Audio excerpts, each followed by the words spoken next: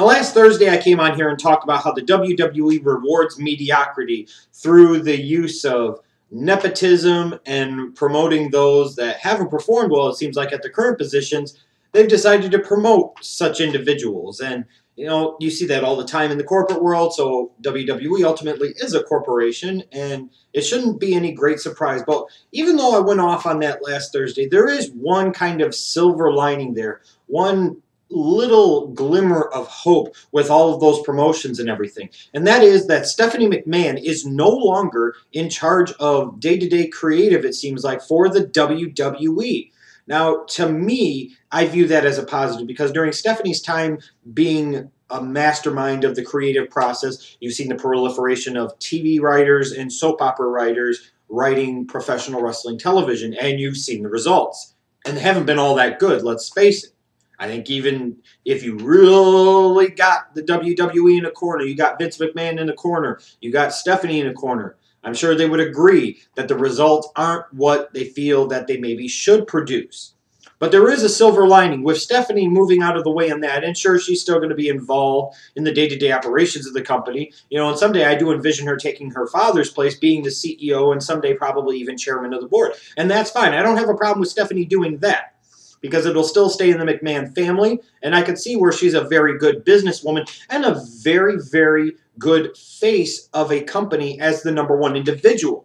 But when it comes to the nuts and the bolts, the nitty-gritty, if you will, now we've got Triple H, Paul Levesque, in charge of the day-to-day creative of the WWE, and I do think that's a positive.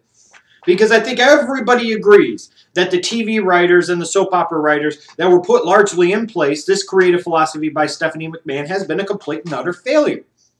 Yeah, the company is still making a profit, true. But I do argue sometimes that that's more due to the size and the scope and the infrastructure of the Titan Tower machine than necessarily the day-to-day operations of the company, especially the day-to-day creative process. But now you've got Triple H, somebody who paid his dues in the industry over the years, that has almost 20 years, over 20 years actually, of in-ring experience, 20 years plus of experience as an on-screen performer, 20 years of experience as a sports entertainer. Most importantly to me, over 20 years experience as a professional wrestler. Triple H is somebody that was a fan going back to the days of the WWF and Bruno Sammartino and Killer Kowalski and Stan the Man Stasiak and Superstar Billy Graham, one of his favorites from back in the day. Triple H is a historian of the business. He's a student of the game, part of the reason maybe they call him the game. Well, I look at it as a great positive, potentially, as long as he's not booking for himself, which ultimately he would be some of the time. The reason I say this is going to be a positive, I think, is because now you actually have a wrestling person in charge of the day-to-day creative processes of a wrestling company. Now, sure, you could sit there and say, well, what's the difference? He's been heavily involved lately and da-da-da. Well, think about it this way. Think about it this way.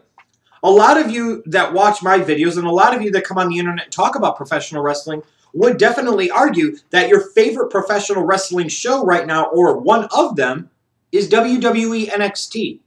And who's the one that really changed the structure of the creative machine? Who's the one that changed the structure of NXT? Who is the one that's been more hands-on in that philosophy? Who's the one that's instituted and invoked a lot of these changes that a lot of you really like? The answer is Triple H. So if you might sit there and say, well, yeah, but if he's booking for himself, it's something different. You know, he's booking this, it's still going to be the same old shit.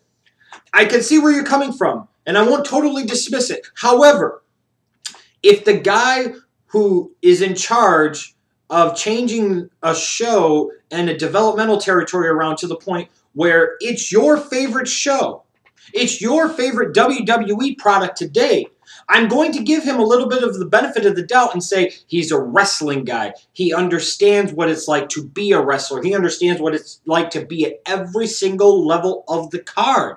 He understands how the business should be presented. He understands how it needs to be presented. He understands the history of the business. He understands the importance of character development and so many other things, the little things that really matter the most, that TV writers and soap opera writers and people even like Stephanie McMahon who've been around the business for the years just flat out don't get. Triple H does get. He does understand because he's traveled down that road, ugh. And he understands, ugh, what it means, ugh, to be on camera, ugh. And then I mean this. Think about this. If you want to look at what potentially WWE, Raw, and SmackDown could be like in the future, it might take a while to fully see these changes take effect. Look at the presentation of NXT. So many of you like NXT, and I get it. It's a great show that the WWE puts out. It may very well be the best product that WWE has today for your entertainment value and mine. I don't watch it every week, and frankly, I probably should. But we need to give credit where credit is due. And the individual responsible for that and all those changes with the developmental territory, with NXT, is now the individual that's going to be in charge of the day-to-day processes of Raw and SmackDown. That's got me excited. That's what's got me marking out this Monday morning. Even with all the talk of promoting mediocrity and rewarding nepotism, and all of that still stands true. But the WWE is a corporation just like anybody else, and any other corporation does the same damn thing, so what the hell makes them so special or so different that they can't do that? Because they're going to do that, because they're going to do it because they fucking want to.